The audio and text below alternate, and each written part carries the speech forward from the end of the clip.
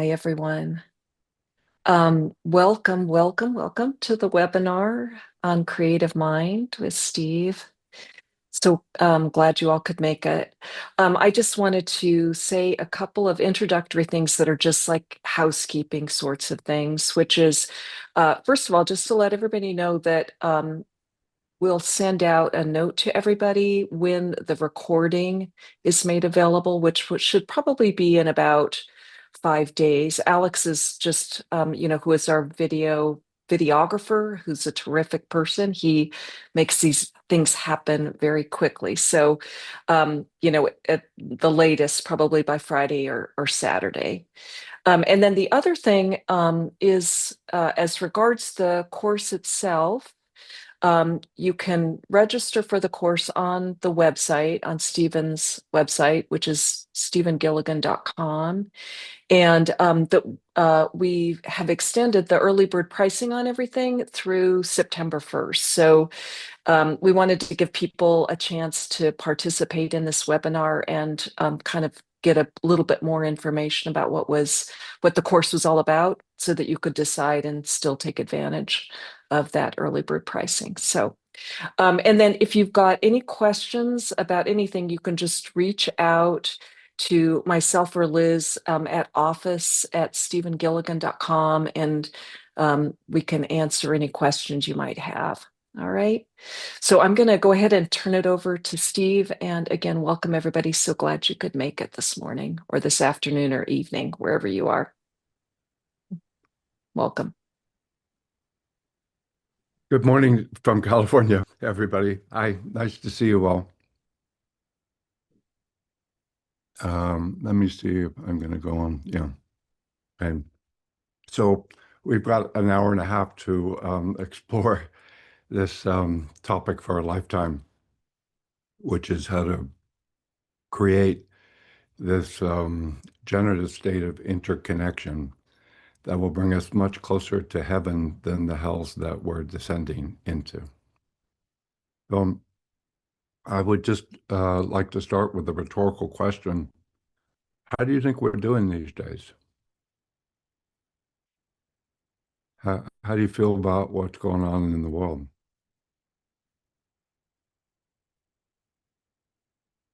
You can make a somatic model, let your body represent it in some way. Yeah. Look around.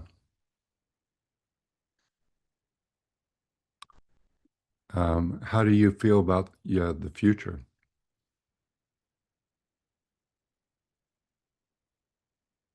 You can make a somatic model for that. So, one of the main things we emphasize in the work is that at this point in time, humans are the deepest creative power on the planet. And that word has a lot of connotations, but I think what we can say, it's how we are acting, how we are connecting, how we are being every day in the world, that is the single strongest influence on how how things are unfolding now and how things will unfold into the future. I have a 3-year-old granddaughter, as many of you know, and so it kind of puts me back into a position of deeply caring about the response to this question: where will we be in 30 years and 40 years and 50 years if we continue on the trajectory that we're going? So I don't want to just be a doomsayer. I do want to emphasize that I think everybody agrees that we are in a meta crisis for the ages. And when we use that term crisis, where I really like the Chinese characters that represent crisis. There are two characters. The one is danger. Yes, we're in a lot of danger right now. But the second is opportunity. Yes, yes, yes. We are on a threshold with extraordinary opportunity. You know, those of you who work with people therapeutically or in coaching probably, hopefully, have developed some sense that when people come to see us, they're in a pretty difficult state usually. They're in a lot of emotional chaos, a lot of pain, a lot of suffering. And if we give our primary focus to their pain or their suffering or what's wrong with them, we're basically digging the hole deeper. So I know for me, after 50 years of working with people, that I always look to do a little meditation before starting a session. And for myself, and the meditation is, okay, I'm gonna step into this conversation, and it's not a sort of social chit chat conversation. It's not, are we gonna go where we're gonna eat tonight? But it's a conversation about how are you doing? And at the deepest level, what's your life like right now? And when we see this turbulence, when we see this chaos, from, from particularly from my influence with people like Milton Erickson, we have this sense something's trying to wake up. Something's trying to wake up. And so we're sitting and looking to open a context where we can welcome, we can mindfully open to welcome everything that's there, the good, the bad, the ugly. It's very discordant. There's a lot of contradictory elements. But that is the transitional state for deep identity change. You know, we have these sort of, we can see the unfolding of a life, of an individual life, of a couple, of a family, of a culture, in terms of these periods of stability where you can just do your everyday life, and we need to do that, your kind of your social busy mind. But these are punctuated by periods of great instability. Um, when you are approaching an identity change, and we know from research that there are predictable times for this. Anytime that you're going through what is called a significant life change, somebody's born in your, there's been a birth in your family, there's been a death in your family, there's been a retirement, the kids are leaving home, you lose your job, Donald Trump gets elected president for the second time. These are all huge triggers of identity change. And when we go through an identity change, we have to let go, we have to surrender, we have to release whatever sort of social maps, whatever ways of being that we were using to kind of do the mainstream stability stuff. And this will happen to each person, to each group, to each culture. It will happen at least 4 or 5 times very significantly in each person's life. That's when people are most likely to develop medical and or psychological symptoms.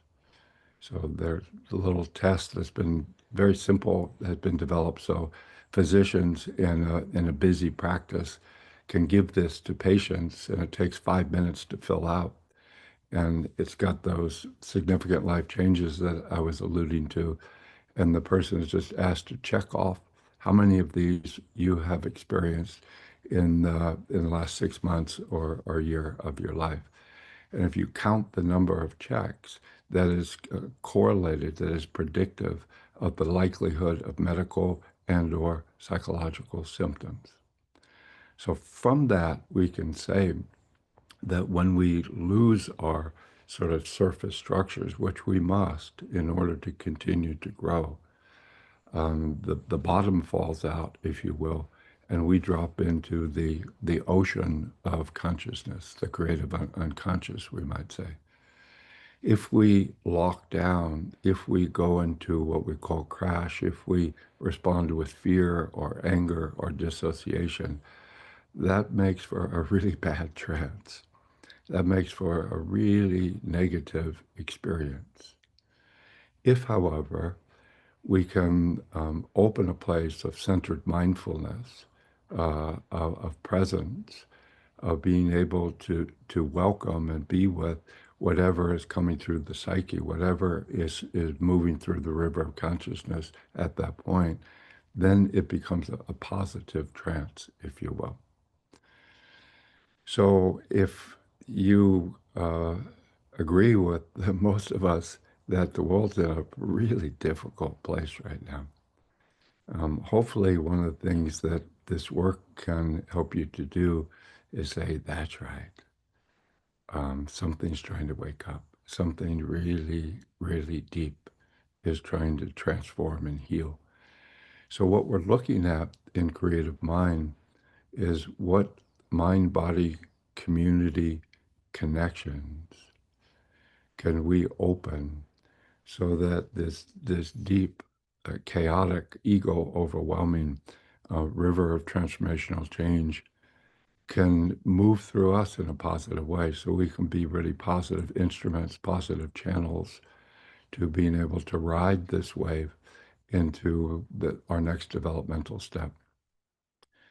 I have been around a while. I'm 70 years old now. I grew up in San Francisco in the late 60s, and that was an intense time. That was really intense. Yeah. Everything was happening in San Francisco at that time. And, I was young, but thought, man, those were some times. I think you would probably agree that the turbulence and the changes that are rattling and humming right now are even deeper. We're in a global meta crisis, and every uh, uh, organization, every institution that we have used to stabilize is cracking, it's breaking. So hopefully, when we notice that, we can realize if we panic, if we shut down, if we try to control it or run away from it, that makes it a lot worse. And it's possible, and that's what we're trying to do in the work is identify some of the conditions that makes it possible for us to stay connected within ourselves, within our communities, so that whatever is happening can be a positive transformation. That's what we're trying to do. Usually, this sort of work traditionally, at least for us, kind of white suburban American males, is focused on more locally or at an individual level, which is mostly what I've been doing for 50 years. If we just focus on the level of individual consciousness and individual change, we're kind of missing the point. And then our work becomes a sort of a nice boutique practice that we practice as Rome burns. So we're challenged at this point to bring everything that we have learned at a more local level into a more global context. And I'm not saying one, the local or individual, or the other, the collective, is more important. I think what we're facing is a need to do it both at the same time. That we have to do collective transformation, but we also have to do individual transformation moment to moment to moment to moment. So that's what the intent of the work is. So I want to start and share with you a little poem, um, partly because when we do transformational work, we have to go to the deepest levels of our consciousness.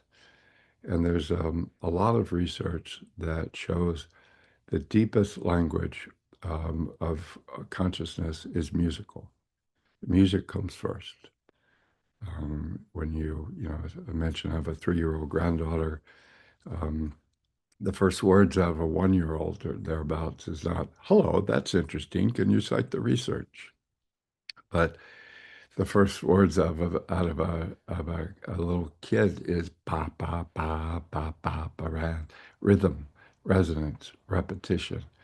It resonates in the body, and from that, poetry. And by poetry, I don't mean things that have a perfect stanza and kind of nice rhymes, but the sort of poetic symbols that we see in the caves from 40,000 years ago. These experiential symbols that carry what Eugene Gendlin, the guy who developed the focusing work, called multiple contradictory meaning. And that then connects us, music and poetry and art brings us to this place where we need to feel that whatever the truth is, in quotations, has multiple contradictory representations. And so to sense it and to be able to engage it requires that we have this creative mind state that's got music, that's got poetry, that's got rhythm, that's got multiple points of view, and then we're ready to deal with things. Um, One of my Achilles heels is my teeth, and now I'm in a project with a dentist and my oral surgeon where they have to replace every implant with all my lower teeth are implants. They have to replace them all. So I went in to the oral surgeon last week and did one of those resonance imaging. I can't remember what they're called. Begins with a T, where they're really especially able to image the bones and the teeth and so forth. And you've got that little metal thing that you put your chin on. They say don't move, and then you hear for about 45 seconds this whirring of it's not quite I don't think you call it a camera, but it goes around you for 45 seconds. And what she told me was in that time, she says, it's really one image. It's not like discrete images. But from there, they get like 700 different maps of your jaw and mouth. 700 maps. And then by the time it takes me to walk down the hallway into her office, she's got it up on the computer and it's gone through a software where those 700 different maps have been integrated into one meta map. And then I was telling her the story that I've been using this as a metaphor. She said, "That's great." And she showed me all the different things that she does to be able to get a clear sense of what's going on, multiple contradictory descriptions that are held in a deeper place of unity. That's what we need. I think what we can say is the good news that is precipitating this great breakdown is that the notion of a single part of a whole is supposed to dominate everything is coming to an end. And that generally has been that the white Western straight heterosexual male is supposed to be privileged and given basically all the power. And now I think we have grown so much that all these different contradictory voices are saying, what about me? Here's my truth. Here's who I am. I have to be included in the conversation.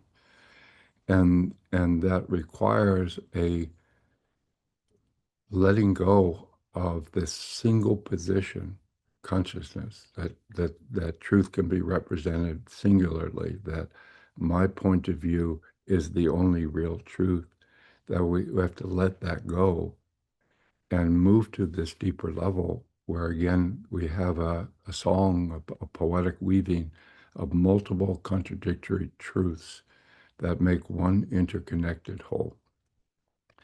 So if the AI can do it with your teeth, we humans should be able to do it. So just imagine, because I'm going to be talking about the verbal virtual mind as the great onset that's changed everything on the planet, our ability to represent things in a virtual world. And that makes the human mind the first AI device, the first AI device. And we could say, well, it's because of that that we're descending into hell. But suppose we had some sort of approximation of what that resonance imaging does, 700 different maps that get enfolded into a single metamap that allows a conversation that requires that you look at all these multiple contradictions and every truth, every idea that you have, it's checked out through all of these different maps. That's what we're headed towards. I don't know if we're going to make it, because humans 1.0 have a few rather major design flaws, so it seems. But I think that that's the good news of what we're headed to. So we're looking to have metaphors, we're looking to have understandings, we're looking to have maps that allow us to answer the question that my father used to ask me when he was drunk and threw me up against the wall. Who the hell do you think you are? Who the hell do you think you are? And if we answer, I'm the verbal voice up in my head of an isolated individual. That's the problem that is creating hells right now. If I can answer, I'm me, but I am everything. I am the universe itself. Now we're talking. So here's a poem that I think is a nice poetic description of that. It's by an American poet, Nancy Wood. And while she is not Native American, you can feel her affinity to Native American consciousness. And this is called All is a Circle Within Me Now. All is a circle within me now. She says, All is a circle within me. I am 10,000 years old. I'm as young as a newborn flower. I am a buffalo in its grave. I am a tree in bloom. All is a circle within me now. I have seen the world through an eagle's eyes. I have seen it through gopher's hole. I have seen the world on fire and the sky without a moon. All is a circle within me now. I have gone into the world and out again. I have gone to the edge of the sky. Now all is at peace within me. Now all has a place to come home. All is a circle within me now. So that's a nice metaphor for creative mind. And I'm going to just touch a few points on that's on the PowerPoint. So Alex, if you could put that up right now, and we'll just go through this, and then I want to do a little demonstration with somebody, and then that'll open it to conversation. Okay. So what creative mind really emphasizes at its base is we are the world. We're everything that is everywhere. That's part of who we are. I am that. And this integral consciousness, that's what we experience as human beings when we're happiest, when we're at our best, when we are most creative. We don't experience ourselves as isolated individuals. We experience ourselves as part of some greater whole. So this could be a musical group that Bob Marley's song I was playing is from a group Playing for Change, which brings together musicians from all over the world and all these different cultures. And when you're playing music like that, you feel I'm here, but I am everywhere at the same time. It's this dual level consciousness where we feel that everything that's in the world we are a part of. And, I mentioned I have a 3-year-old granddaughter. She's still pretty much in that. Now as language is setting in, verbal language, I see some moments where she's not quite that. But those first 2 years, whether they live with me here on my property, it's just so magical because it's such an innocent interconnectedness with all of life. And to be clear, from a human point of view, that's far from being complete. She doesn't know how to navigate the social world. She doesn't know how to take care of herself. She doesn't know how to meet basic needs. But we start in the innocence of the garden. That's our base. It's not that we have to create it at some place in the future. It's already in the roots and the rhythms of primary consciousness. And then as we begin our development, we open this second consciousness, the verbal virtual mind, where we self-represent ourselves and the world. And there are so many ways of doing that. The default value that we are in is dissociation, where the verbal mind is dissociated, it's disconnected, it thinks it has to understand and control and have power over everything else. Um, that's not a very productive path. And I think we're in what Gene Gebser calls the deficient phase of that mental space, where we think the verbal mind is king, and probably king rather than queen. So that innocence that my granddaughter lives in, we move away from it. Joseph Campbell, the American mythologist who developed the hero's journey work, said the short version of the hero's journey is we start in the innocence of the garden, that we're connected to everything. I remember taking my granddaughter to the park every day, and everything there, she's looking at the birds and the trees, and it's part of her, and she's part of it. That's our base. So we have this miraculous presence of a self-awareness mind that is basically its first characteristic is Ian McGilchrist, who's I think done the most important work on these brain-mind differences, says the first characteristic of the verbal virtual mind is distancing, distancing. So we step away from the present moment. And that gives us incredible freedom. We're no longer bound to this time or this space or this body or this experience or this perspective.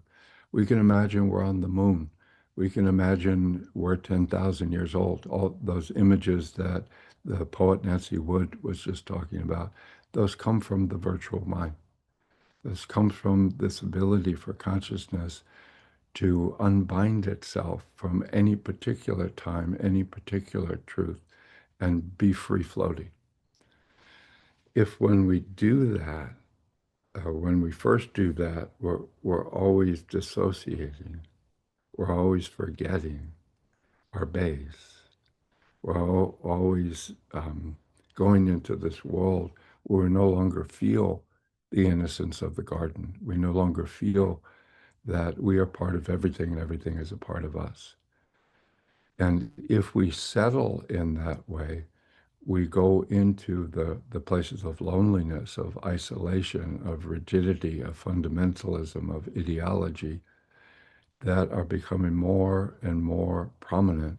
We're in again what Gebser called the deficient phase, which is while that mode of an isolated uh, virtual AI consciousness may have been productive in the early phases, almost like an addiction. All the values are front loaded. On the back end, it's in its deficient mode. which is the more that we operate from that to perceive ourselves, to feel the world, to think about things, to get feedback from things. If we do that from a place of isolation and disconnection, the consequences are increasingly negative, negative, negative. So the third phase of that journey is the return to the garden, not as a regression, but as an integration of the two worlds, of what McGilchrist would call the right brain, what the right brain experiences, which is life as like a lantern-like awareness that is like a Monet painting. You don't represent things, you experience what he calls presencing. And mindfulness would be a good example of that.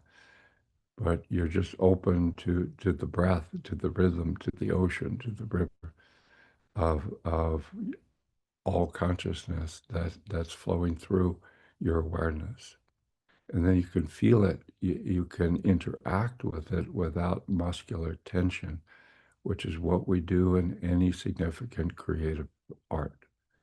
We're able to think, we're able to move without muscular tension or the coarseness or the tension that blocks our chi, the tension that separates us from the rest of life. So we feel, we're either going to dominate or be dominated. We, but when we have that place of integration of the two worlds, the virtual, the natural, the nature world, then we go into those places of creative flow, like when we're experiencing music, like when we create a good meal. And how do you know a meal is ready? You do a taste test, right? And you're feeling is the blending of all these different characteristics, is it aesthetically just right? If you look at a championship sports team, it's not a team that has a few star players. It's a team where every member of the team is recognized as having value, but they have different values. And when they operate in rhythm with each other, voila, some emergent property happens that's creative mind. So we're in deep shit, technically speaking, but it ain't over yet. But I think it's important to know that it's our states of consciousness that are creating these hells. Our states of consciousness. And not just those people, not just the Trumpies over there or whatever. It's every one of us. Our states of consciousness are creating the world. And we have total freedom to explore what states of consciousness, what states of mind, what ways of thinking about ourselves and other people will allow us to grow, to change, to experience happiness, to have sustained positivity. This is possible. So creative mind is one of the traditions that looks to inquire what are those conditions and what would it be to make that connection to an interconnected consciousness of the world active from moment to moment to moment. And by the way, this means that consciousness is not just something that belongs to human beings. The way we think about consciousness is often, the universe started 14 billion years ago, and everything was just dead. Everything was cold, dead, matter. And then some backwater planet, planet Earth, started about 4 billion years ago. And for 4 billion years, there was really no intelligence. There was really no consciousness. And then humans came. And it's pretty silly, when you think about it. So this notion of consciousness is not a consciousness that's created by an individual system. It's the direct bed, it's the direct field, it's the direct primary nature, true nature of reality. And so everything that arises from that, the plants, the trees, the ocean, the mountains, the children, the ancestors, the imaginal beings, they're all part of that consciousness. And the idea in creative mind, if we just identify with one small part of the system, we're only going to create more suffering. And so that creative mind is one in which we feel kind of an old Hindu meditation. Whatever you see, I see that dog, and you have a meditation, I am that.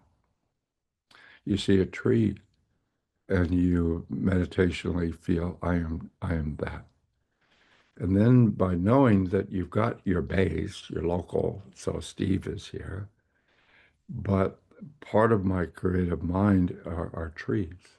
The ocean is a part of myself. The 3-year-olds are part of myself. Now, navigating the world with that deeper, interconnected understanding of who the hell I think I am gives me so many more possibilities.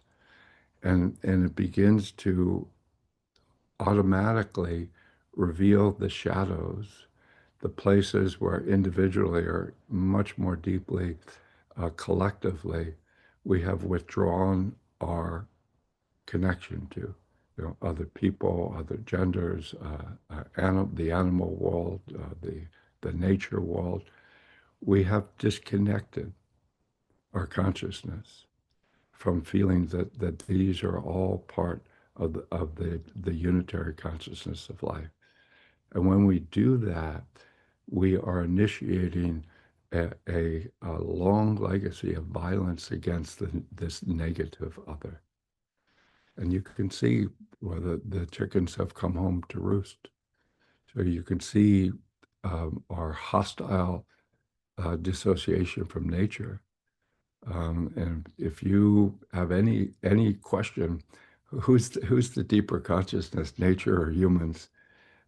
Ken Wilber, the transpersonal guy, used to say, if you want to know the answer to that, just imagine if you remove one of those, can the other survive? So if you remove the atmosphere, the water, the earth, will humans be able to survive? I don't think so. So we can, if humans are removed, will nature survive? Yes, it will. So that's sort of a clear, simple way of saying that nature, the natural world, is a deeper part of me than anything I can think or anything I can do or any human language that I develop. So we live in this interconnected world, and it has what we call what I call these 4 different levels.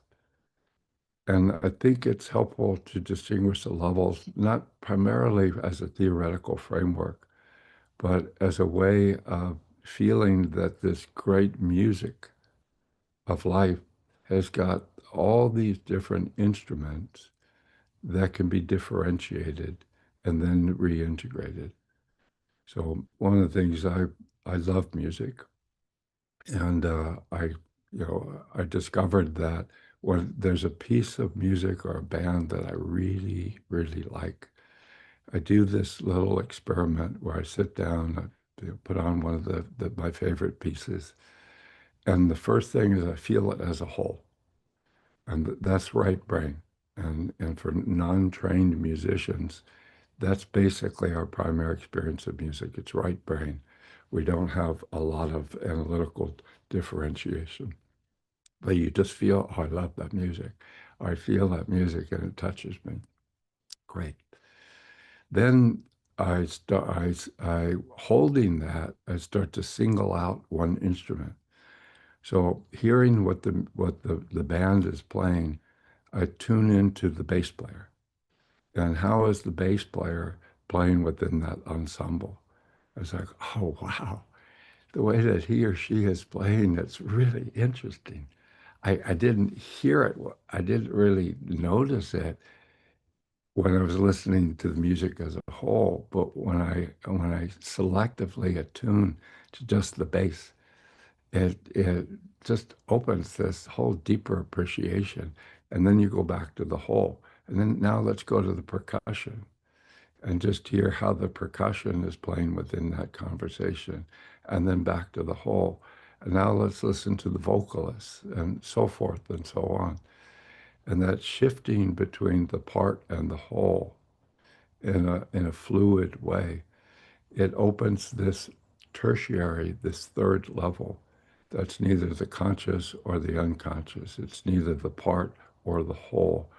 It's part whole plus conscious, unconscious plus 1 + 1 = 3.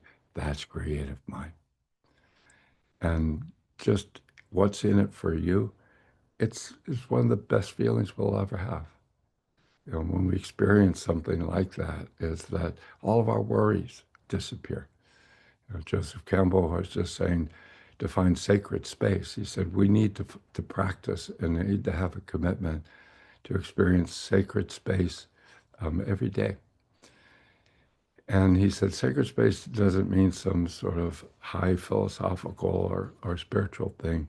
It's whatever you experientially can do where all your worries disappear, where all your comparison, I'm better than, I'm worse than, why are they doing that, disappears.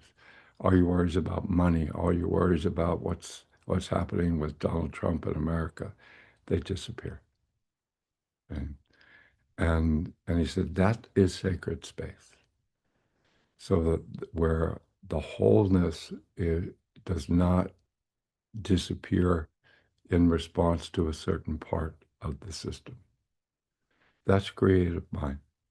So that if we could feel that music, if we could feel that transcendent space and cultivate it and maintain it as we engage with some of the many, many challenges of life, we will be able to engage with those challenges in a very positive way. If when we face those challenges, we fall apart, we shut down, we disconnect, we break apart, we think I have to control it, I have to run from it, I have to numb out to it, is that we're pouring gasoline on the fire. And so that's what we're talking about of creative mind as this multi-level integration of contradictory types of patterns. And when we're riding that wave, wow, wow. So these four levels that we attune to in creative mind, I can just touch upon them here, but when we do the training, we really attune to what is this level, what is this level, what is this level? How can we experientially attune to it? How can we make creative use of it to deal with some of the many, many challenges of our life? And the four levels, if we just said it in simple statements, we are spirit. We start in this pre-material world. We're in this place outside of time and space, pure consciousness. I have a home gym now, and usually when I'm out in the home gym, which is every day, I listen to books on audio. I have a great sound system out there. And the book I was reading, I was listening to before, was called The 4% Universe. And it's this notion that now, scientifically from physics and astrophysics, it's generally agreed that 96% of the universe is what they use the term dark. I don't think it's the best term, that it's invisible, that we cannot directly observe it with any of our human instruments, our sensory organs, or all the extensions, microscopes, telescopes, what have you. We can't see it, but we know it's there. 96% of the universe is invisible light. Is that amazing or what? People like David Bohm, who is one of the influences in creative mind, and Carl Pribram, who's the neuroscience guy who was my mentor at Stanford, talk about how consciousness is arising from this enfolded, implicate world outside of time and space, and it lays itself out explicate into this material world. But then, as it exhales, it it comes back to that implicate order. So it's not the Big Bang anymore. It's a very sort of ego-based macho term, right? But it's the big breath. So consciousness is moving reality from an enfolded, invisible world through the center of every particle, because this consciousness is not material, has no shape, it has no size, it has no form. It can move through anything. So they say it can move through what are called the Planck's constants. These points where if you reduce time and space to smaller and smaller and smaller intervals, time and space disappear. Is that great or what? Time and space disappear, and through those little holes, the whole universe breathes in and out every nanosecond. So that place of pure consciousness is sort of our starting point. And again, we emphasize this in Creative Mind not to just for theoretical reasons, but if we know that, if we have ways of sensing that, it gives us a refuge. It gives us a creative space. It gives us some way of surrendering into when the more shallow levels are all falling apart. So if we see Rome burning, if we see nature beginning to fall apart from all these human actions, there's something deeper than nature. There's something deeper. We call that spirit or source. But it's important to know that while this level has been talked about, particularly in the East, more in a spiritual sense, in a very disciplined way. People, have done practices for thousands of years and have all these maps and models of what that space is. It's really awesome and really timely that Western science is beginning to catch up to it. And there's a lot of evidence that the physical world cannot be, based on evidence, cannot be the primary state, the primary level. So we are spirit. And then spirit incarnates into nature. It sort of unfolds itself into this world of nature. And now you have a different logic. Now you have a different consciousness. It's yin and yang, it's birth and death. Everything in nature can be wounded, can be killed.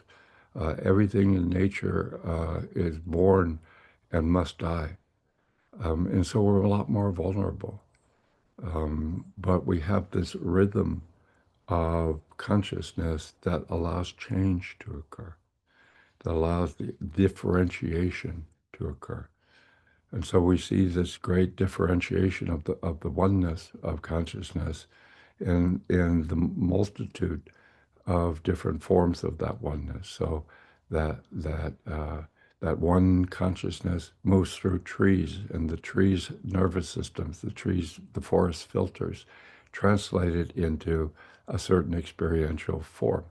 That's the forest. It moves through a dog, and the dog filters take that one consciousness and transmit it and transform it into the dog world, the dog forms, goes through us humans.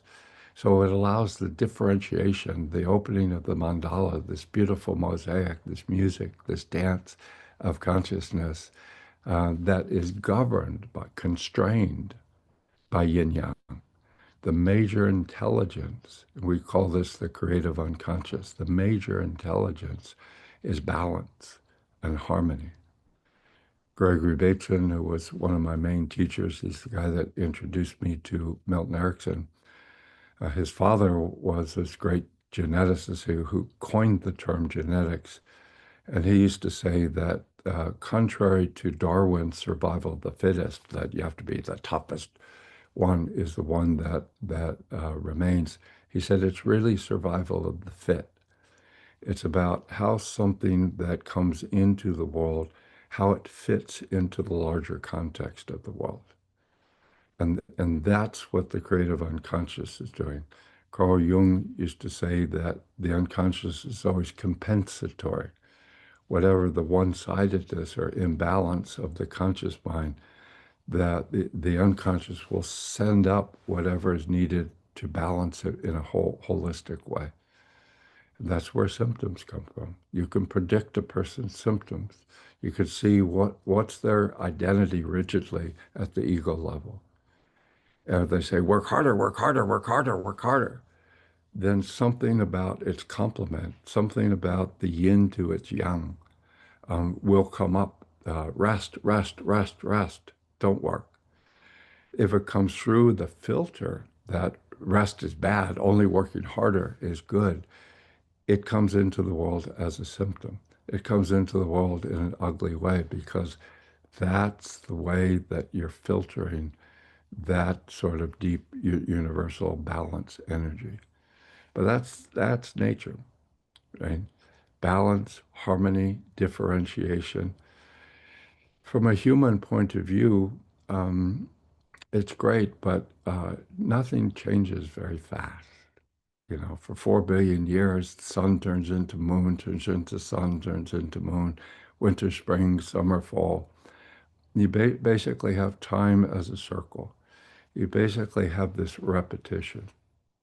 And then humans have developed this miracle where emerging out of human consciousness is this third level, which is a virtual mind, which is self-awareness, which is you can be able to pause, step back, and think about your experience or think about your intention or think about the problem. But the way that you think about it is not a direct experience of it. It's a representation. It's a ghost world. It's an artificial intelligence representation of it. And that allows you to think about, to imagine many things that don't exist. So you could say, hey, what's up there on the moon? I wonder what it would be to create a spaceship to go to the moon. Our dogs are really intelligent, but they don't do that, right? The dogs don't have a sense of an imagined possible future that then they can orient their behavior as to use that imagination of what could be as their North Star. So this virtual mind is a game changer. It changes everything because it begins to introduce the sense of these two levels. One is the direct experience, the somatic embodied experience of nonverbal nature consciousness. And then there's how we think about it, what we want to do with it, what's our relationship with it, what's our value to it. And that's where heaven and hell opens. That's where the Pandora's box opens. Because you can get into a lot of trouble by imagining things that are very partial and involve a disconnection and a separation and a severing of one part of the system to another. So my way is better than your way. Uh, what I have to do in my sort of beginner stage is in order to keep that image, keep the image of what I want in my mind, I have to squeeze my muscles. I have to cut off the flow of the river of chi. I have to dissociate from nature. I have to dissociate from my body. I have to dissociate from every part of living consciousness. That's what we're paying the price for now. So, so we're spirit incarnating into nature and then unfolding into this virtual representation, this AI.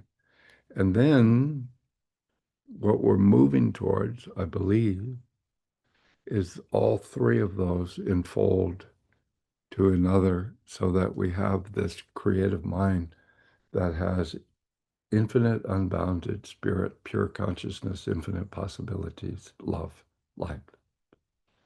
It has all of nature, rhythm, yin yang, birthing, dying, stay in contact, time unfolding. And then it has this virtual mind of holding a vision of what's possible, holding a sense of how you want to be. When all of those are unfolded together, wow, wow. So that's what we're interested in doing. And we see then that what makes our challenges impossible problems, we all have a lot of challenges. So we deal with something, we have some tragedy hit, somebody we're close with dies, or we get a major illness, or we have some terrible news, we no longer have a job, so forth. Um, how we engage with that will determine how that unfolds in our life. So usually, what we unconsciously do is we hit the challenge and we contract, we dissociate. We hit the challenge, our breathing stops, our muscles tense, we contract, we go up our only intelligence. What is it? What do I do? What do I do? What do I do? What do I do? That's a lot of do. What do I do? And that state of engagement with the challenge creates failure, will make the problem much more severe. Then we think, okay, I'll just avoid it. I'll drug myself. I'll numb myself. I'll just stay inside. I'll just listen to Donald Trump, and then I'll be safe. No, you won't. So the only way out is through. And so where this creative mind is so essential is when we meet these significant challenges, is that we drop down, we open up, we feel this mosaic, this mandala of all these different levels of creative mind, all the variety of parts of each level. And then with the center, with a sense of openness and curiosity, anything that is challenging, we can engage in what's called the tantric principle, that we can draw into our own deeper creative mind state. That's what Tantra is. It's not having sex with strangers, but it's opening a context that's deeper than the problem. And so when we can bring that problem into a space where we can mindfully be with it, we can be curious, we can be aware, we can be safe, then we begin to be so much more creative and so much more interconnected in our thinking, our feeling, our acting, so forth and so on. So that's the creative mind sort of model in a nutshell. I'm just touching upon it here. What we do in the course is we go much more deeply into it every day. We sort of lay that as the framework and then see how it can be applied practically, in different ways. So we get a working knowledge of it. But we have that sense of spirit is what Gene Gebser calls the ever-present origin. It's timeless. It's always there. No matter what, everything comes from there, everything returns to there. I'm from San Francisco. Carlos Santana was you know, moved to San Francisco, and he was one of the major San Francisco musicians when I was coming of age. Carlos is such a beautiful musician. He's such a beautiful human being. And there was an interviewer, watched this interview, and the interviewer said, Carlos, people say that they hear like 5 notes of your playing, and they're so deeply touched by it that they know immediately that's Carlos Santana. And it touches something so deep. Said, where does that music come from? And Carlos said in his beautiful way, everything comes from God, everything returns to God. Everything comes from God, everything returns to God. And that term God may not be your cup of tea, but it's not the word we're talking about. And he said, some of us are better at blocking the channel. So when we think, when we worry, when we think about our ego concerns, we're blocking the channel. We're blocking the channel. And if we see what the quality of our life is when we're shut down, and we compare it to the quality of life when we're in that open channel, when we're at our best, when we're feeling that sense of creative mind. The differences are there's few things that have a stronger difference than comparing those two things, right? So this is something that you can do for yourself to help others, to bring into our larger communities, which if we don't find something like that, we're not going to survive. We don't find something that opens our consciousness to a deeper, wider, more differentiated level, we won't survive. Our ego cannot meet the challenges we're facing. So then we see that it incarnates, it sort of gives birth to the nature world. And in this nature world, you feel every differentiated part feels a part of it. You can't leave that nature world. So dogs are in that nature world. That my granddaughter is that she can't unbind from it. She's just part of it. So they're like, the great masters, eat when hungry, sleep when tired, connect when lonely. You know, we think, oh, that's such a high consciousness, but that's the base consciousness of our nature mind.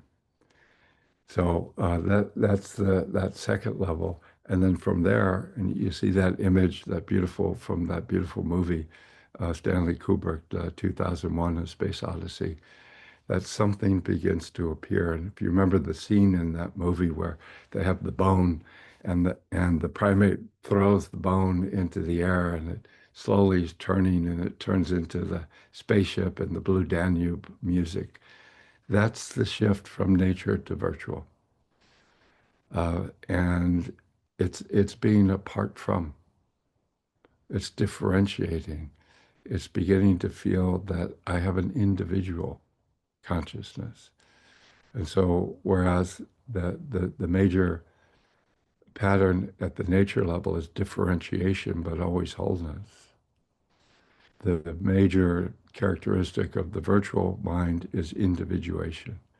So each person, each group is challenged, has the opportunity to find its own way, to find its own path. Right? But if we do it in a way that severs our connection to nature and spirit, only suffering and destruction will come from that. If we can do it in a way where we stay grounded, we stay open to the different levels of creative mind, then good things happen. So, just for a moment, I want to say, I think with the virtual mind, it's got these two levels to it, and what makes it so dangerous is the first level is always unbind, it's differentiate, it's separate, it's distance yourself from the present moment. So you step back and you start to think about things. You step back and you begin to have your own private space. That's always the first step, is dissociation. If we stop there, and I think, what happens is, because of fear, because of developmental immaturity, because of our conditioning, we often stop at that contracted level. And, the great ailment of the 20th century in the West was alienation.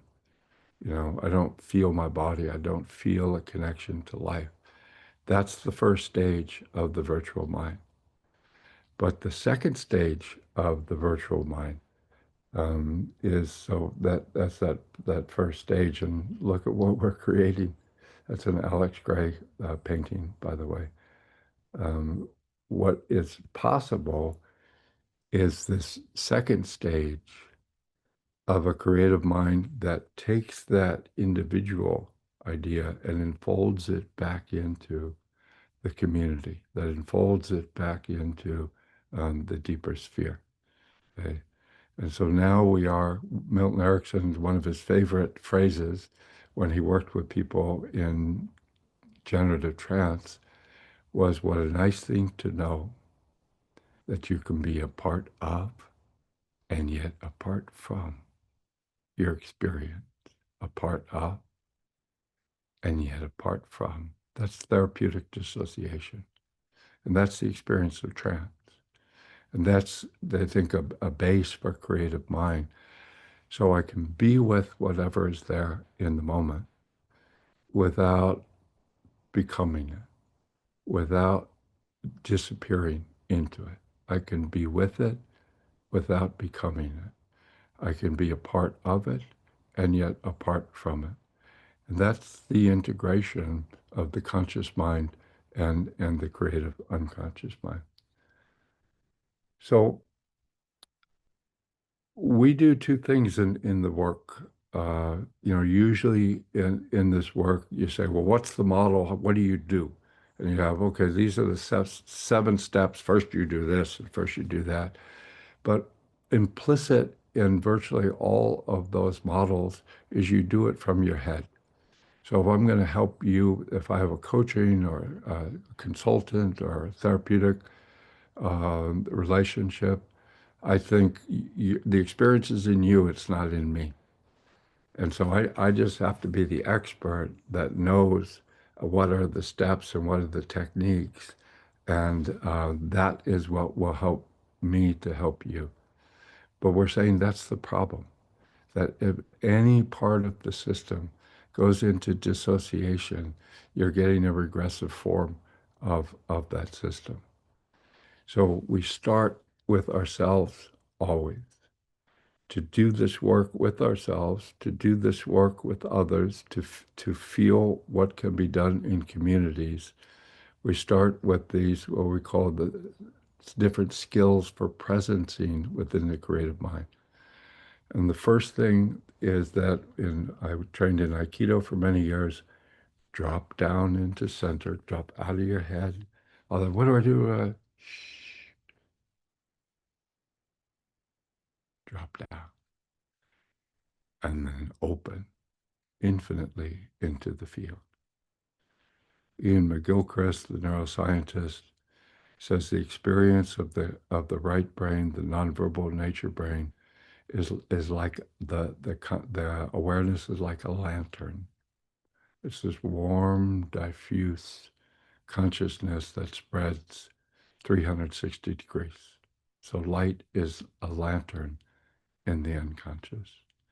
In the conscious mind, it becomes a flashlight, this narrow beam that tunes in. The conscious mind is always secondary. It's a satellite to the mothership. If that conscious mind gets severed from the mothership, only negative things will ultimately occur. So we start with the observer or the actor and shifting their state to open a field of presencing. And we say, when you need to relax, when you need to reconnect with yourself, what are some of the things that you do? What allows you to let go of what I do, how much money, what's going to happen now?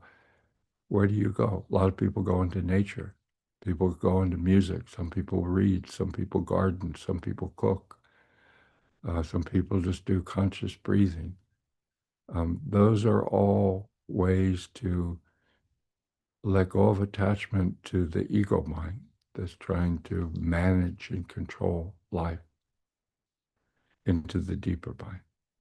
That's your base. That's the minimal requirement for any sort of generativity. So it starts with you. So I was mentioning when I work with clients, try to remember, oh, where I'm about to enter a conversation where it's not about pass the butter. It's not about is this true or not. It's about something is trying to heal or transform in this person's consciousness. And so for me to attune and enter that conversation at that level, I have to empty out myself first. I have to let go. I have to center. I have to open. I have to feel this attunement that allows me to say sincerely and safely, welcome, welcome to everything. There's all these conflicting things that are too scary to integrate. And it's creating chaos, dissociation, fragmentation. Let's open a bowl. Let's open a space, a unitary space, welcome, and begin to drop into that unitary space everything, the intention, the obstacle, the trauma, the resources, the childhood, the future, and the connection to nature. They're all part of that bowl of interconnection. They're not separate. And we begin to stir the bowl. We begin to make a healing meal by having that fluid, unitary space of consciousness into which everything gets dropped. And then, as you can see in that second part, this is for practical purposes. The first is open the coach field, open the non-dual basin, breathe with it, and then download, welcome, what are the different conflicting parts of the problem? So there's something you want, chung, chung, chung, round and round and round we go. There's something that stops you when you go to do it. Chung, chung, chung, chung, chung. Makes that. What are things unrelated to that that help you to stay playful, that helps you to stay, to know that you belong, that gives you courage? What are resources? Chung, chung, chung, whoosh, round and round and round we go. And so we begin to see that what we're looking to do is have a unitary bowl into which all the different parts can be dropped, and so they can start to sing the same song. They can feel the same basic ingredients, a common unity that allows them to begin to feel that those differences are the beauty of their creative potential, right? To do that, your attention has to be different from usually we're trained. The default value is I'm up in my head, I focus over there, a very narrow beam. I'm focusing, what do I do? How do I control it? Your attention, and this is something to me that is basic to trance, basic to all martial arts, basic to Aikido, basic to meditation, is your attention has to open wide and to feel multiple contradictory presences simultaneously. So whatever is happening, the person says, okay, this is what I want. Great, welcome. And then you see, usually within 5 seconds, people talking about what they want, something in their body shuts down, something, their throat collapses, their shoulders pull over, their jaw tightens. That tells you there's some opposite need that's there. And so you say, let's stop. And what is that you feel somatically? And let's welcome that. And then I've got to hold these multiple contradictory pieces simultaneously with a curiosity. I know they're part of the same deeper mosaic. I know they're part of the same mandala. But I need to track them with a unified field holding contradictory states simultaneously. Then in order to act, I can't act just from here. We say, I have this connection, I have this connection, I have this connection. Boom, boom, boom. And that gives us an integrated state so that when we act, we can have courage, we can be vulnerable, We can be stable. We don't fall apart when we're hit with difficulties because we have this operating state that has got integration of all these different languages within us. That allows us then to see that the deepest part of the spirit is inside of the suffering. The deepest part of your strength is inside your suffering. And that usually is quite an interesting idea to present. But people think where I'm suffering, I cannot go near that. I have to stay away from it. If I feel it, I have to run the opposite direction. I have to shut down. But what is the suffering? It means your deepest spirit was somehow threatened or attacked. And so you had to like automatically pull this contracted wall around it. What's suffering is the spirit inside of that contracted wall. Something very deep, that's where your deepest power is.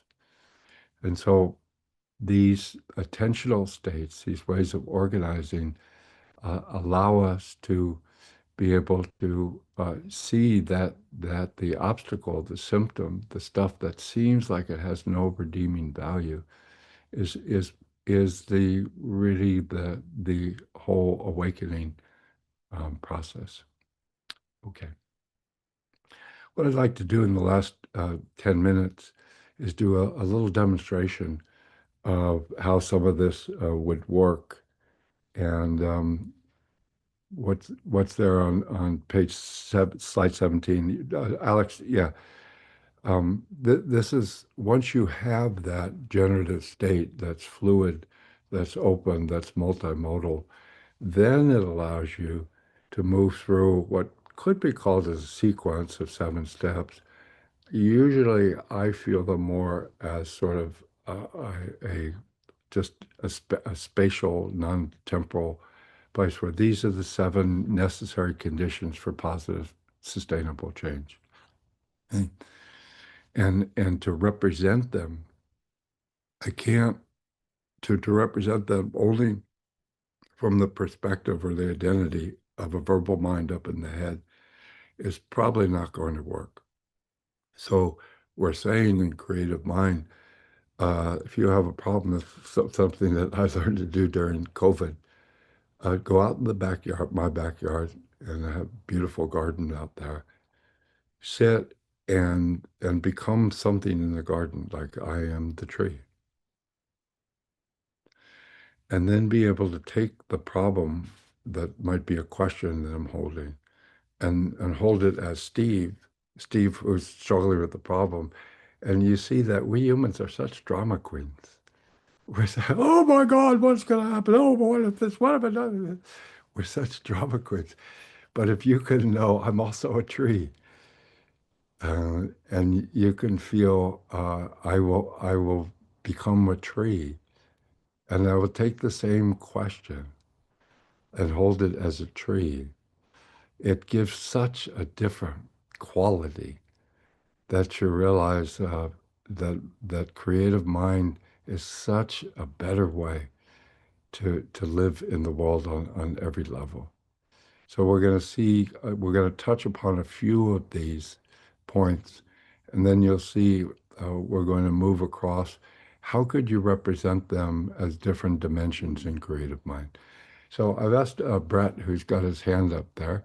Hi, I I would say good morning, but are you in New York? I'm in New York. Yeah.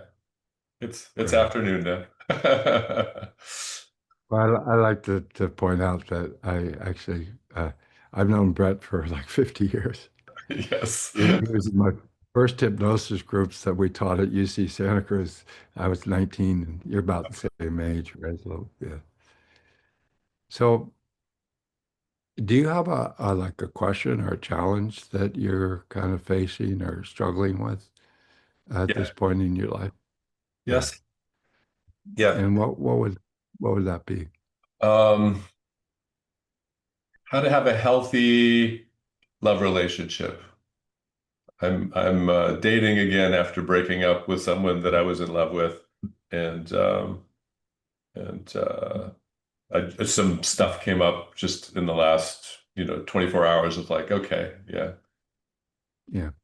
Okay. And I just want to point out that, and ask Brett to comment on it, that I asked him, what do you want? His head dropped.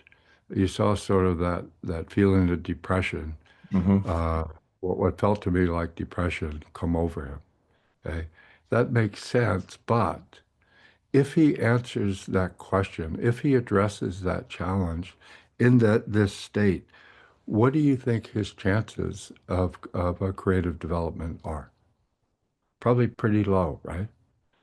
So when we talk about a problem or a challenge, we usually go into a state that is defined by that problem or that challenge. Hmm. So I was mentioning that, Brett, and I don't know if it gave you an opportunity to sense what happened in your state as you began to talk about it.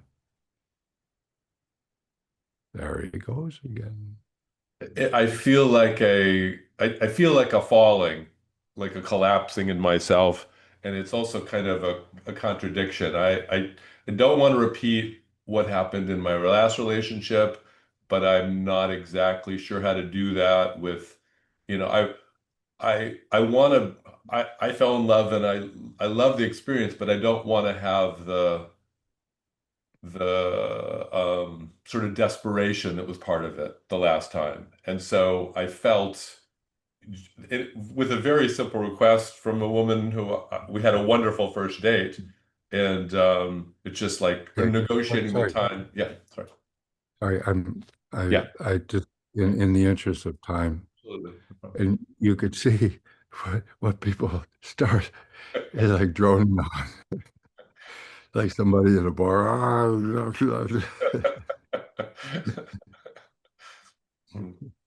So I think you could just see that it's true for virtually all of us. Yeah. When Brett uh, taps into that area of his life, his system goes into what we call crash. Hmm. Right? And when you're in crash, that's all you'll be able to produce. Hmm. So, so then we say, in terms of that coach field, what are some of the connections you have in your life where life isn't a problem, where you feel the best, where you feel the most connected, where you feel just the most whole? What do you do when you need to like really come back to yourself? Talk to some good friends. Yeah, you can still I can feel and hear his chi is still stuck in his throat, right? So if we ask him to say who would be a good friend, Devin. great. Yeah. Now let's take a breath and just breathe in and welcome Devin, Mm. and just feel some of the experiences that you know with Devin. Let's just get a sense of where you feel her if she was in our conversational space, what she says to you, how she looks to you, and the feeling that you have with Devin. And I can see from over here his state changes. Or we could say what happens with that, Brett. I feel I feel her acceptance. I feel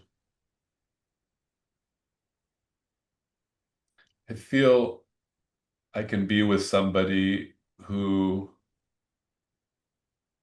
with life's challenges, with my challenges, is okay with everything. Is okay with me, with, whether I'm down or whether I'm up, Yeah, is just there with beautiful. me. And I would just point out, without judgment, he's still pretty much in his individual human world, Hmm. right? So we might ask you is what's one of your favorite places in nature?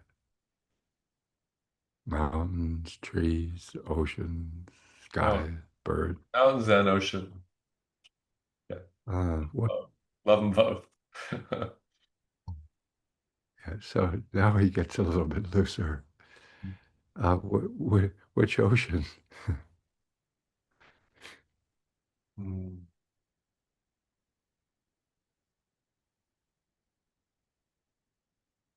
Which beach? mm. Beautiful beach nearby here in New York, Mm. Shelter Island. Shelter Island. Great. And so now we would ask Brett to slow down, breathe, relax. This is what we call working the vertical axis and feel Shelter Island. Interesting name, huh? Hmm. Feel the beach. Feel the smell. Mm. Feel the sounds. And so now we would then, as I'm kind of just fast forwarding here, if you were to ask the ocean the question, what can I do about my intimacy life? And ask the question and then turn it over to the ocean and just feel and sense what sort of attunement that you need to develop to feel I'm on the same frequency as the ocean. Hmm. Uh, yeah. And so we could ask him to become the ocean, to have a conversation with the ocean. Usually for a coach field, we need to have multiple contradictory positive references that are all stirred into the same piece of music.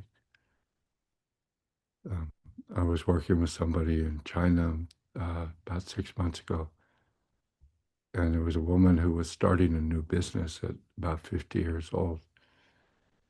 And I asked to do this, explore this journey. Let's get some positive coach field, and asked her to drop down and let something come into your mind. And she connected to these meditations that she would do with Guan Yin, who's kind of the feminine wisdom being of Chinese Buddhism. Um, and she had this beautiful sacred Guan Yin music, and it was so beautiful. It's so gentle. And then we got to a place in the work where she had to talk with these money guys about getting some money from them. And they were very sort of gruff and nasty.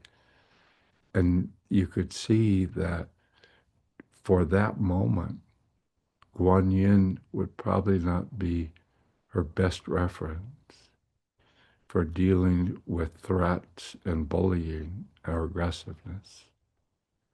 That you would have to open the creative mind state to a different type of energy. And I said, yeah, it looks like that overwhelms you. She said, yeah, it really does. I said, it sounds like you need somebody who's got some really positive toughness. She said, yeah. And I said, well, if you close your eyes and just let some representative that works for you to come into your awareness, notice who shows up. And she said, my grandmother. The grandmother was so loving and so tough. You know, she had been right in the heart of the Cultural Revolution. She was tough but loving. And so that coach field that now had more of the toughness of her grandmother in the music was probably a more helpful coach for that part of her experience. My point is that we never just focus on one representation or one part of the system. We're looking to get multiple contradictory pieces and mix them together, which is really what we see in art, right? I was watching an interview with Paul McCartney and of the Beatles, and he was saying that he and John Lennon were so opposite. Paul said, you know, I come from a pretty happy family, so I was the melody guy and positive, and John came from a very difficult place, and so he was kind of the nitty gritty. So he was playing, he was in a studio, and he was playing for the interviewer this song from Sergeant Pepper's, It's Getting Better All the Time. And he said, so I sing, it's getting better all the time. And then John responded with, it couldn't get much worse. And, and that juxtaposition of opposites is a core element of any creative state. And so we don't want to think of the coach state. We don't want to think of a resource in a singular way. We want to think of it as one dimension of a piece of music, one dimension. And at some point, we're going to need what are contradictory dimensions, and how can we mix those, blend those, so that some deeper mandala, some deeper mosaic of creative consciousness is awakened by the union of the opposites. Anything that you notice as I'm droning on over here, Brett? I remembered me hiking in the mountains in California and just how powerful I felt just to be out there, in nature, but just also just I was both myself and with the mountain Right. and Okay, so that's a resource. mhm. Now we have a practical question. Will that remain there once he experiences the trigger to the problem? So once he experiences the trigger for his symptom, will he be able to stay with that? Probably not. And so we have to apply the same sort of treatment to what is the obstacle. So, it's always, every problem always has, at least a main contradiction. Here's what I want. When I attune to that, here's what it activates that disconnects me from what I want. I couldn't, I shouldn't, it'll always end up this way, Mhm. etc., etc., etc. And so that obstacle needs to be an integral part of the creative mind. So, Brett, I was mentioning that, as you started talking about, facing this challenge of what's next on the intimacy path, it looked like some depression sort of came over you. And I would, ask Brett to slow down and to feel what age is that? What's the experience of that? That from where this belief is, if I open to intimacy, what's going to happen that's bad is. If I really open vulnerably to love, then probably this is going to happen. So that's what has us inside say, don't do it, don't do it. No, get away from it. No, stop it. Oh my God. Brett, any sense that you have? Well, when I was 18, the first time that I was in a sexual relationship with someone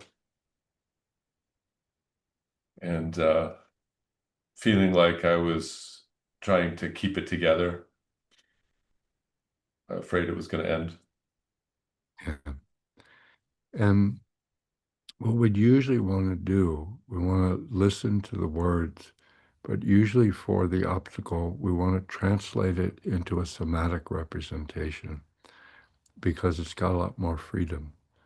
So if you could say so, I was in, tuned to that place that when I was 18 and had my first sexual experience, and whatever happened, the way my body represented that, the way my body felt in response to it. If you just ask your body to show that as great. Now I want to point out that that pattern is a pattern in nature, but we humans can either experience it in a locked way with blocked chi, and then it will be experienced as a repetitive, no way out problem. Or we could take that and dance it, sing it, feel how could I do this pattern in a fluid, gentle way? Say something inside of me says, what about me? What about me? We're going to do intimacy. And we could ask him to welcome, welcome. If he asked the ocean to do that movement, to express that need, welcome, welcome. Okay. And you can see the pain that's there. Usually what happens in the human ego is that's when we shut down and dissociate. We run away from the pain. And so it freezes it. And just one more cycle of the suffering is initiated. If we can say, do it as a somatic movement with fluidity, do it as a dance, do it as the ocean, do it as a 10,000-year-old, do it as an angel, then that pattern, which we just assume is going to be an integral part of any intimacy experience, can be welcomed and fluidly connected to and seen as an integral part of the creative dance of intimacy.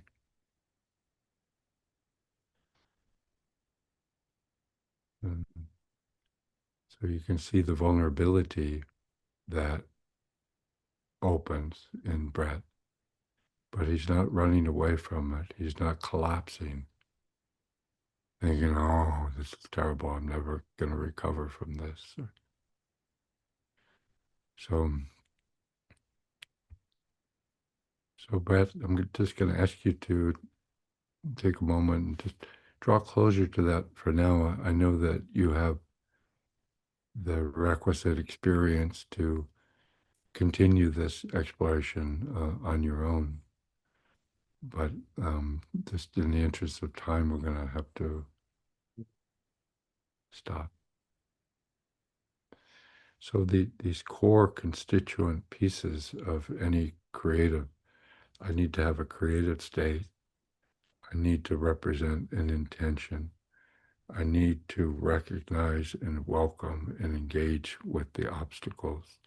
I need to have many resources that help me to stay connected with my bigger, wider self so I don't isolate.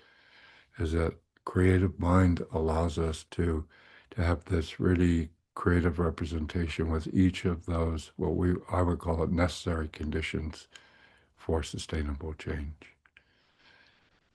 Okay, so anything you want to comment on briefly?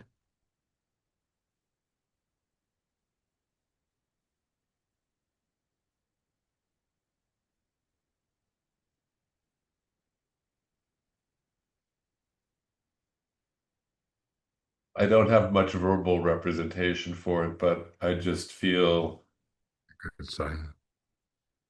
just, I just feel like I've blended into the universe, really.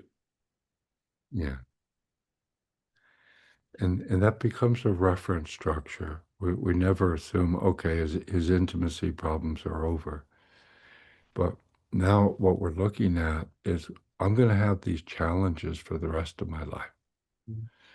And it's how I respond when the challenge gets triggered. That's the difference that makes the difference. And so if I say, oh, here we go again, I'm going to, feeling I'm going to be a failure, I'm going to get abandoned. And this is where I say, stop, open the creative mind state, represent it in multiple modalities, and integrate whatever that uh, triggered response is into the creative mind. And some days are better than others. It's like an addiction. We're assuming that there will sometimes be relapses. And we say, okay, there are. It's what I do with the relapse to say that I'm really growing a part of me and humanizing my soul in this area.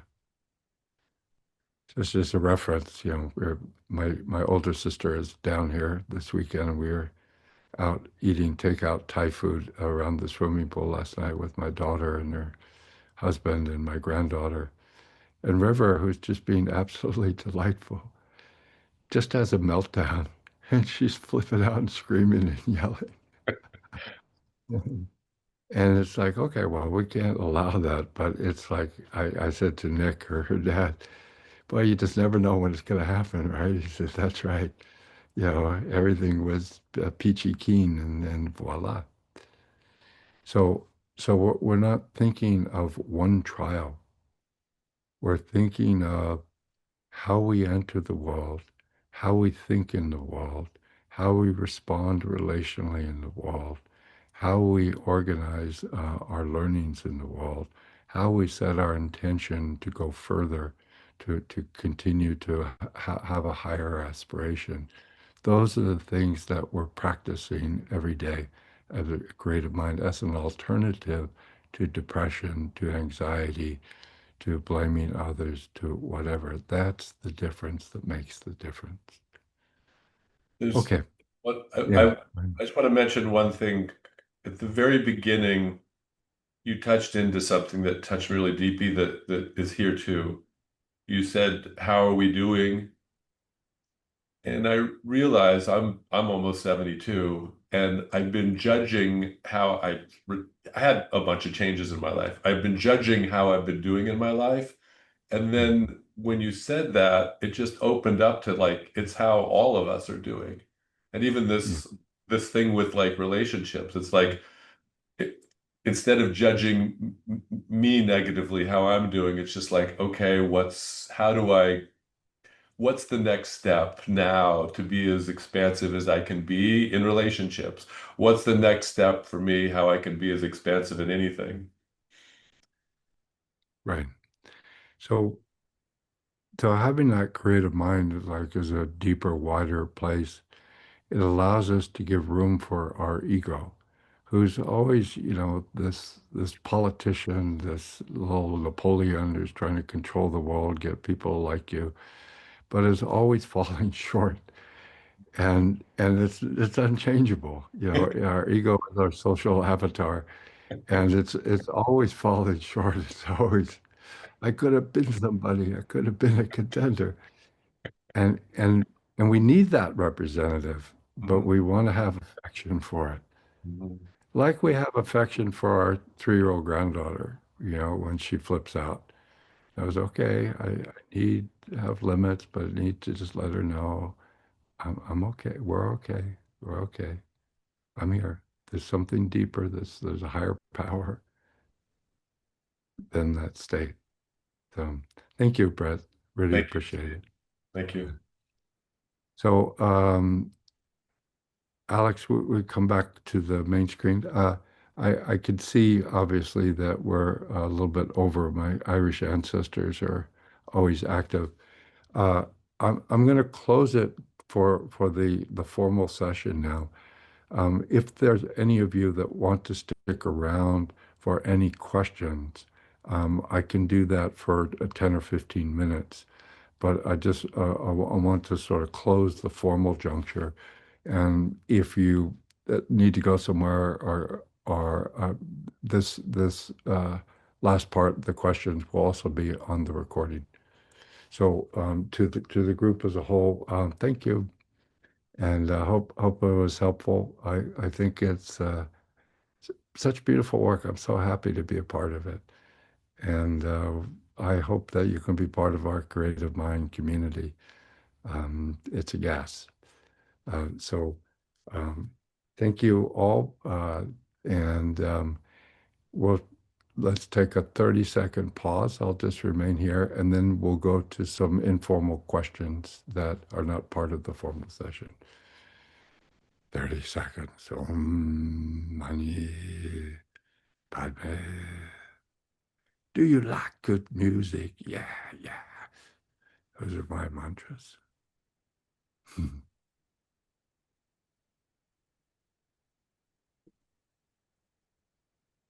Okay. If you have any a question, raise your mechanical hand. And Jesse, are you here? I am here. Okay, so you could pick somebody and Okay, I'm not seeing anybody's hands yet. So if you've got a question, oh, there's some. good. May's got a There's question. some.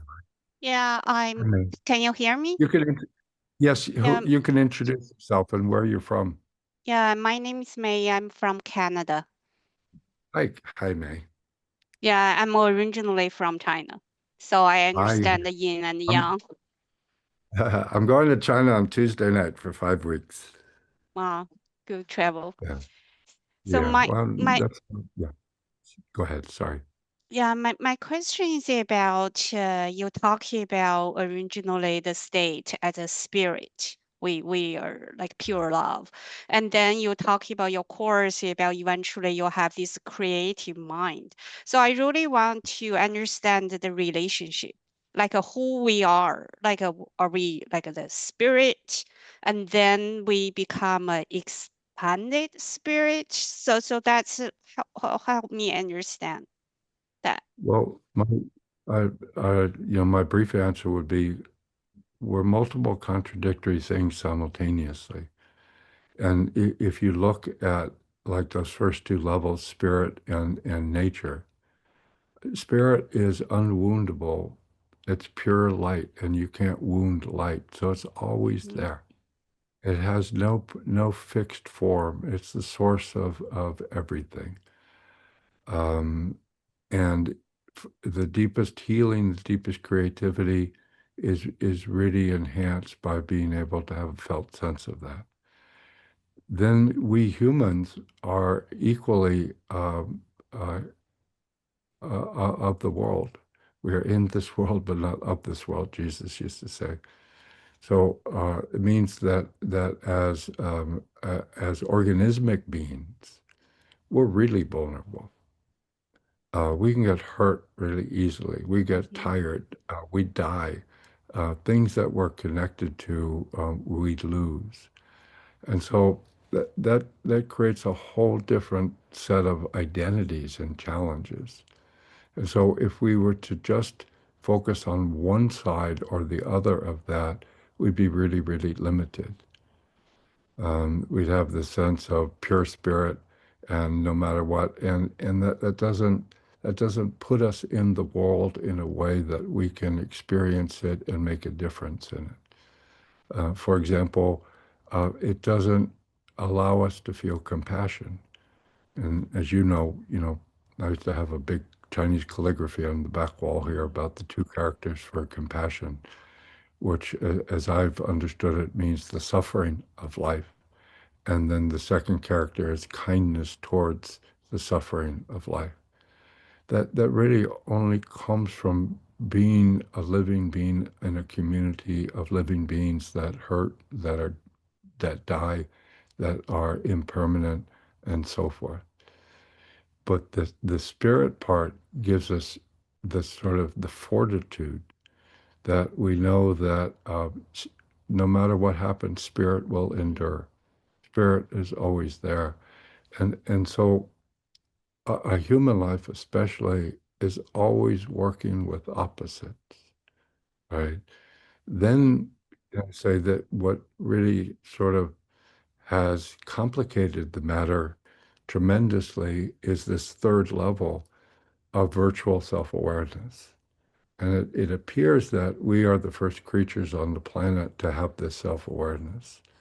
And so how we experience something depends on how we represent it, the meaning that we give to it, the way that we represent it somatically, visually, verbally. And that's a whole equally deeply important part of our human experience. And so the logic and the sort of the characteristics of each of those three levels Mm-hmm. are profoundly different. And so we can't give a single answer. What we're trying to do is create a space in which there's multiple contradictory consciousnesses that Mm-hmm. are hanging together. That's my answer. Thank you. So more, Well, I kind of thinking about like more at this moment, we want to yeah, and integrate what all we're to yeah, and what we're experience. usually, I mean, the yin yang principle, which is I think the basically the primary intelligence of nature is that you're thinking if you're stuck, what am I not including? What am Mm-hmm. I imbalanced toward? When you're working with somebody, you are tuning, what are they focusing on? And what would be the opposite of that? Mm-hmm. Because it's only by opening the sort of the opposites that you Mm-hmm. have any sort of dynamic movement and Mm-hmm. any sort of holistic space available to you. Right. And what that is, it's changing every moment. Mm-hmm. It makes life so interesting. Mm-hmm. I mean, sometimes I ask, how many of you have children? And then those of you who have kids, how many of you are experts, have achieved mastery of parenting? And that's always good for a laugh, right? Mm-hmm. Because, every parent knows that you can't even come close to mastery. As soon as you think you've figured it out, your kids are always watching you. And they say, okay, how about this then? You know, uh, how many of you Brett was talking about intimacy. How many of you have mastered intimacy? That's also good for a laugh, right? Because the conditions of everything important are forever changing. And so the relative balance of what would make a creative mind is always changing from moment to moment. If we think we have to manage that from our head, we can't do it because our head takes a single position and then tries to impose it. So so our main mind has to be something in which we feel conscious like a river's flowing through us. And every moment, it's a different mind, it's a different understanding. And I think it's not that difficult to make the case. This is what creative people do. They don't have a fixed point of view. They don't have a fixed representation. So it's always changing, but so we're interested in principles of what creates a good fit, what creates a good balance, what's missing right now that could sweeten the pot. And those are the ongoing questions that you can only really intelligently answer for that moment. And then you have experiential reference structures, yes, but you don't know what the balance is in the next moment is going to be. And so you have to give up control and feel that I'm part of this conversation. But as part of this conversation, I have what in engineering and some of the physics, I have this wave pilot guide. They say in complex systems, like the base of a physical system is superposition. There are multiple contradictory possibilities simultaneously present. That's nice, and that's good to meditate on. But then there's this second level, what's called a wave pilot guide, which is something that can say, I'm in the ocean.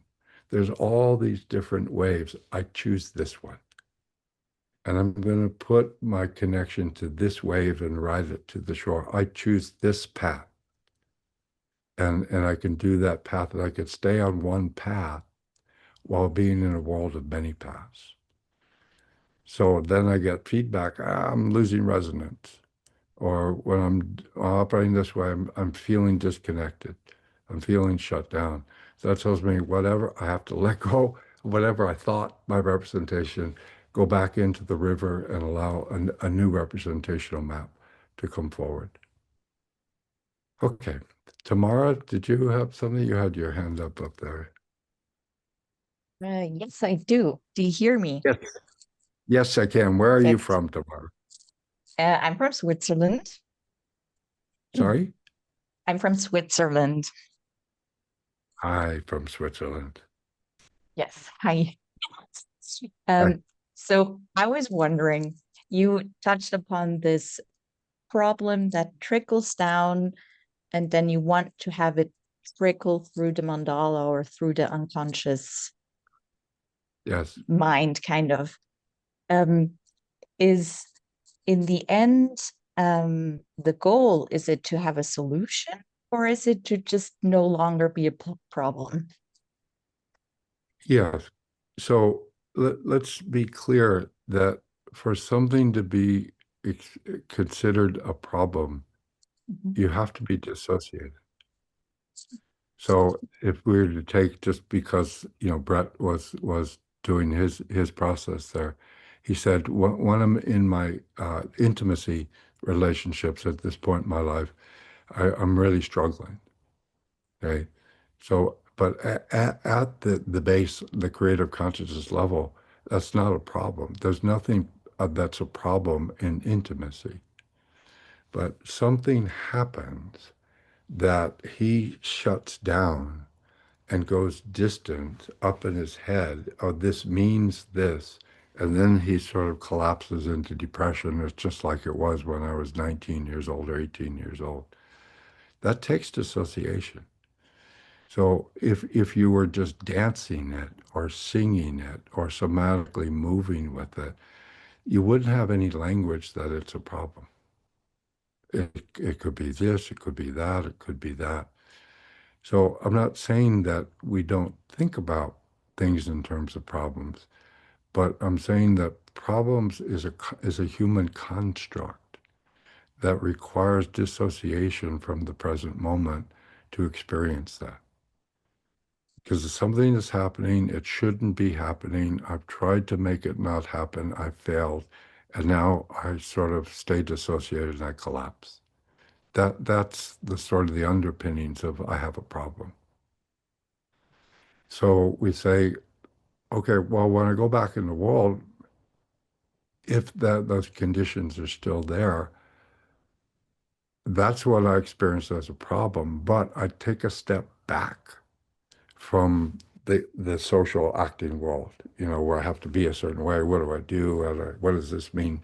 I take a step back and I just become part of nature. I become a bird. I become the ocean. I become 10,000 years old.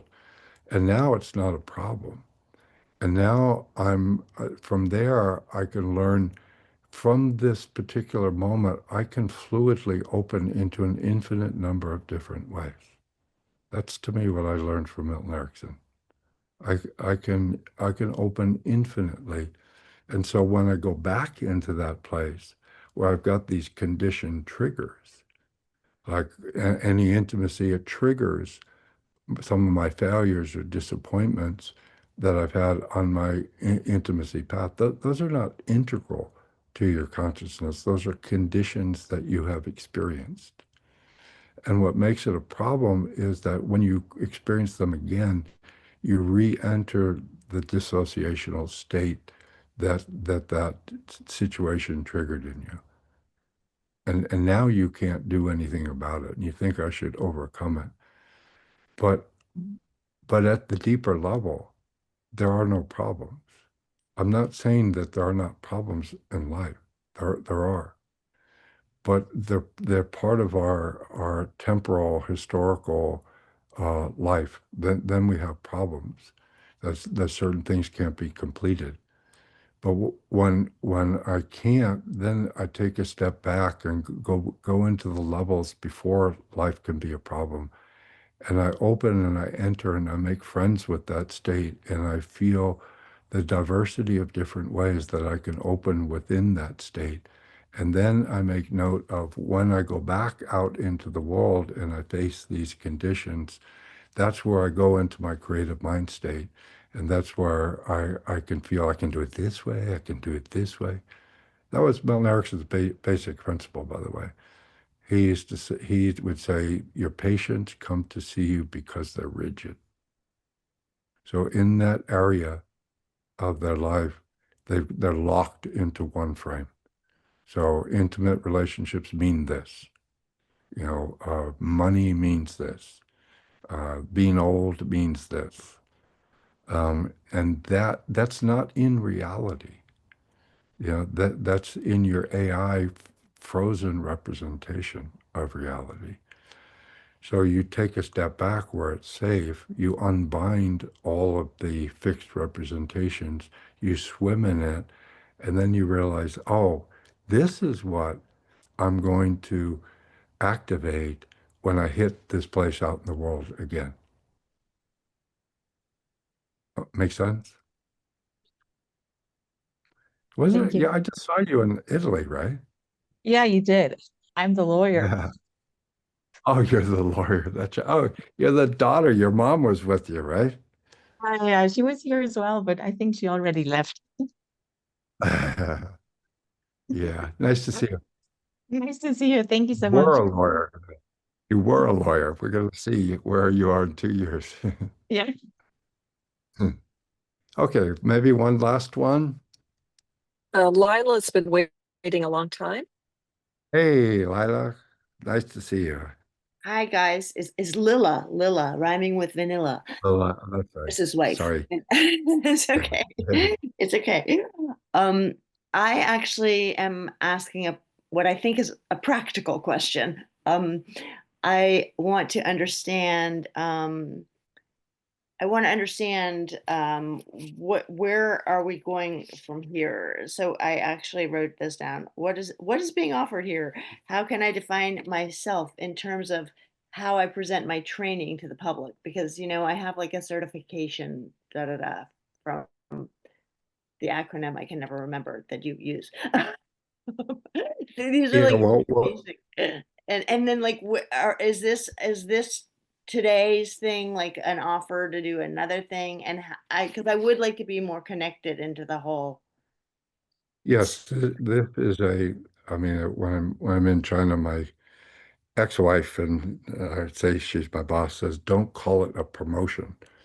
But this is basically to get a little taste of it to try to coax you into making a commitment for the 2 3 day modules that are in October and November about creative mind. So what we see is how this model can be used to enhance performance and to resolve problems in pretty much any area. So it's a particular approach that I think has this higher quality, and particularly I think what creative mind, I've been doing the work for 50 years, and I would say that I started like pre-Erickson, pre-NLP with Bandler and Grinder. That was my base in college, and then I met Erickson, and I was Ericksonian hypnosis, and Yeah, then my daughter but was born. And can sorry. I'm so sorry. I'm sorry to interrupt you. I just want to interrupt you though. I'm dying to interrupt. So I don't know if you remember me, but I've been, to many of your I do. trance camps, I and I remember. have certifications in this work. So I am trying to understand, A, remember exactly which certification I have because you changed it. Like there's different levels now. And B, I'm trying to understand how I want to be more connected into practicing that. And I thought that maybe showing up for this was that, but I'm feeling by showing up for this, I think it's a more of a basic thing, not like a more of an advanced thing. I can't tell where I Uh, am. I wouldn't I wouldn't say that. I think if you're interested in the work, then that upcoming 6 days would be really helpful. Okay. I I I try not to let my Irish ancestors dominate too much because they just talk and talk and talk. But the creative mind work is about 6 years old, and it was really initiated by COVID and the cacophony of major chaos that was happening. Black Lives Matter here in the U.S., the environmental change, the shit that's happening with political life and Donald Trump and trying to move us away from our roots as a democratic nation. So it's like a whole lot of shaking going on. So getting this idea that the symptom is always an attempt to bring deeper balance into consciousness. I sat in my backyard every morning with the question of what is going on and how can I creatively meet these challenges. And creative mind is the stuff that came up. And what became very clear to me it is the deepest dissociation is humans from the rest of the world. We have have this idea that the human world is the only real world of consciousness. And so we are so dissociated from all the non-human presences, which is our mothership. It's our ancestors. It's everything. And if we have our identity severed from that, it will inevitably bring further and further awakenings from nature. Mother Nature saying, "I'm tired of you raping me. I'm going to throw up these viruses. I'm going to create these unworkable conditions as feedback that you need to integrate me." And so that has led to an expanding and a deepening of the generative work to include the creative mind, just not as just conscious and unconscious, which is primarily human in the history of how we think of the unconscious, but all of life. That's our primary consciousness. And so to have a sense, I hope in that brief demo with Brett that you got a little bit of sense of who is holding the problem, who is holding the solution. So with that knowledge, you can do whatever you want to do in your life. If your work is with helping other people, therapeutically, coaching, consulting, this becomes a primary method that you can use to do that. If you are in any professional community, the question of legitimacy is always there at some level. What gives you the right to do this?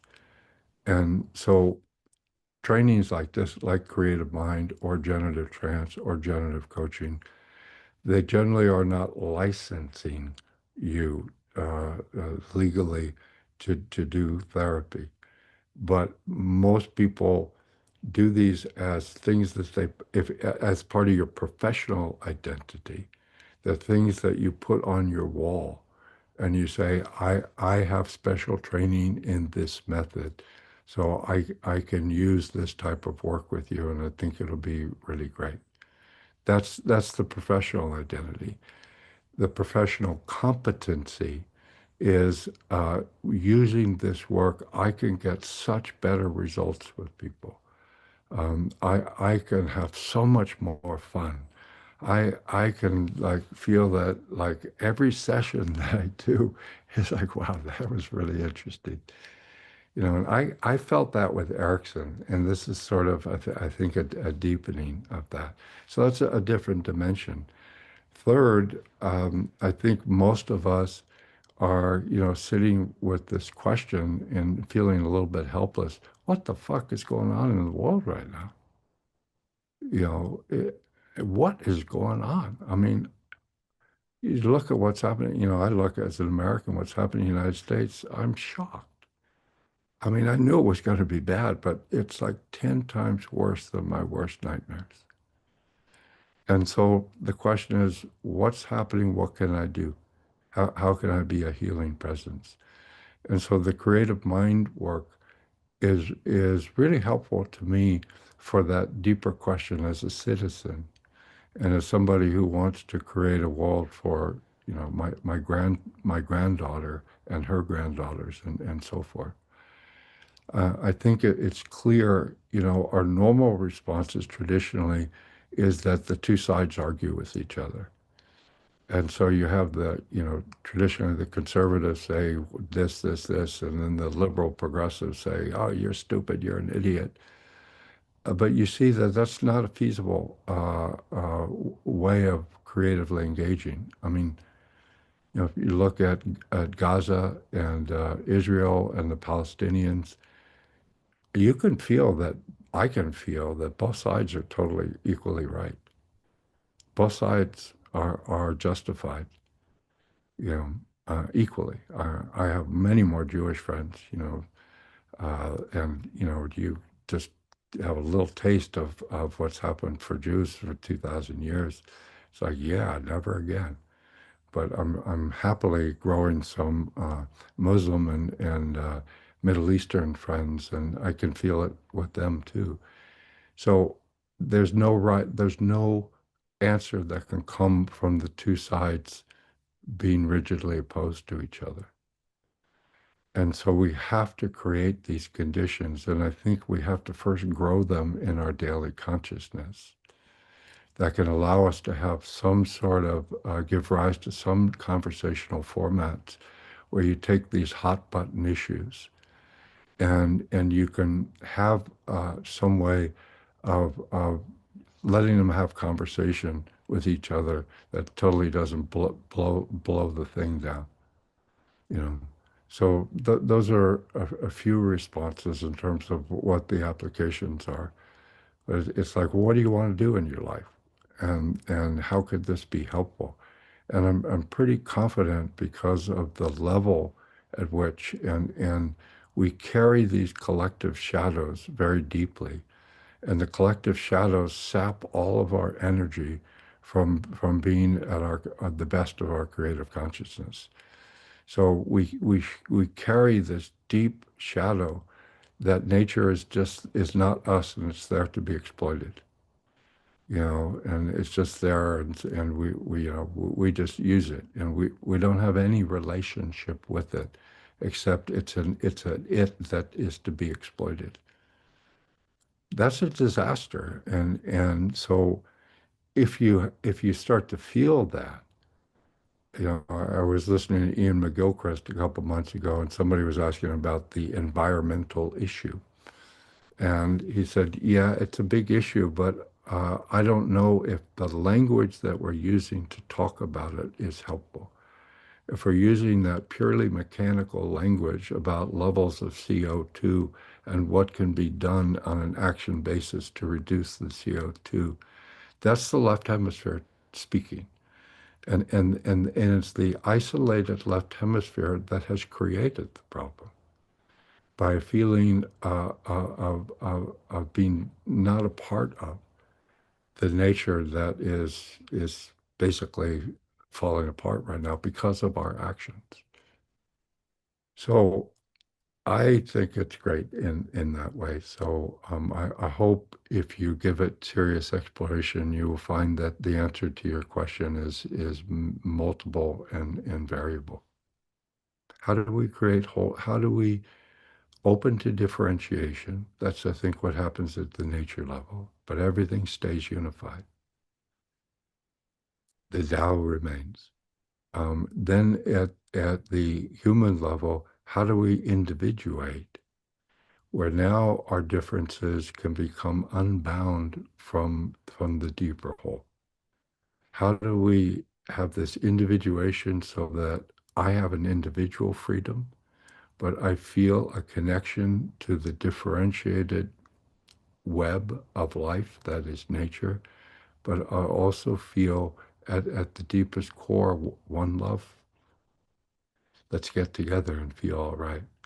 So those three levels of oneness, differentiated wholeness in balance, and individuated, everybody finding their own way, that's what creative mind sort of promises or is interested in terms of seeing how those three things can hang together.